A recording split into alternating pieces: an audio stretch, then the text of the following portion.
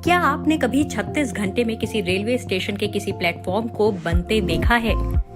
क्या आप कल्पना कर सकते हैं कि जिस देश में एक एक प्लेटफॉर्म की मंजूरी में सालों साल लग जाते हैं, वहां सिर्फ 36 घंटे में रेल ट्रैक को हटाकर प्लेटफॉर्म की चौड़ाई बढ़ाई जा सकती है।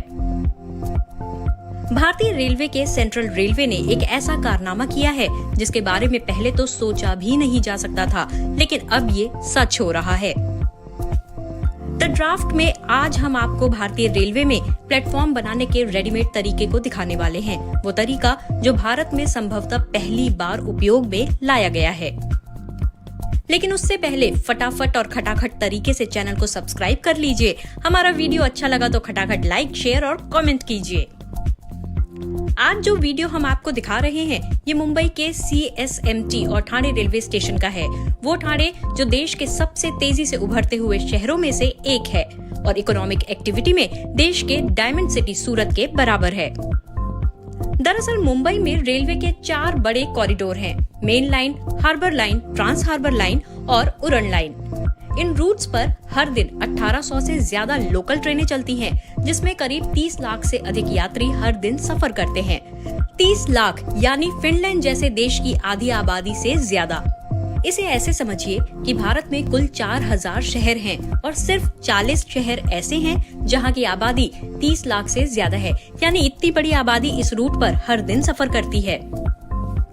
मुंबई में रेलवे के इस रूट वाले प्लेटफॉर्म पर इतनी भीड़ होती है कि कई बार लोग रेलवे ट्रैक पर गिर जाते हैं। कई लोगों की जान चली जाती है। इसे सबसे ज्यादा भीड़ भाड़ वाला रूट कहा जाता है।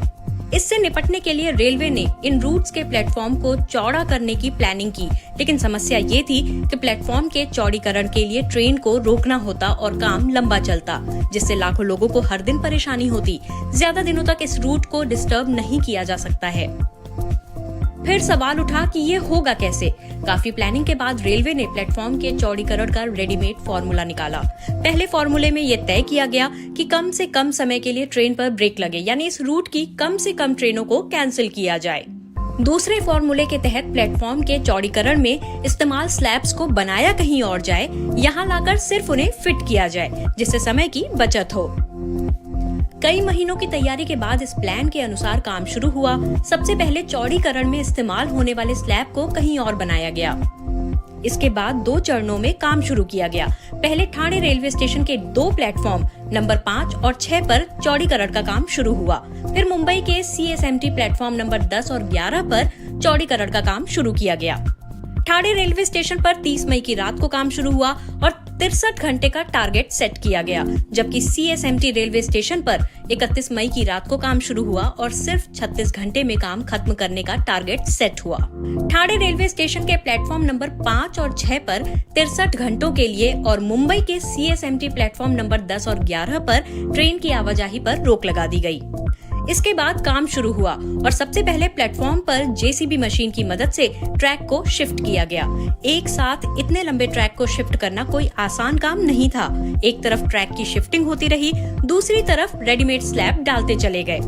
चौड़ीकरण में इस्तेमाल ब्लॉक की सबसे खास बात ये है कि इसे इस तरह से बनाया गया है कि उसके अंदर वाटर पाइप वर्क और वायरिंग भी बहुत आसानी से किया जा सकता है। सबसे खास बात यह है कि लगातार 63 घंटे तक काम चलता रहा और 2 जून यानी आज दोनों रेलवे स्टेशन पर काम खत्म हो गया।